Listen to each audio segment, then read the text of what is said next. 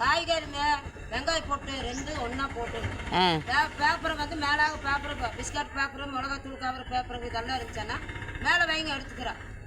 Waste வந்து தனியாக வச்சுருங்க.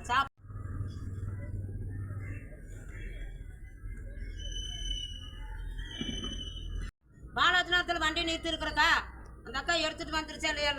நீ இதெல்லாம் வர சொன்ன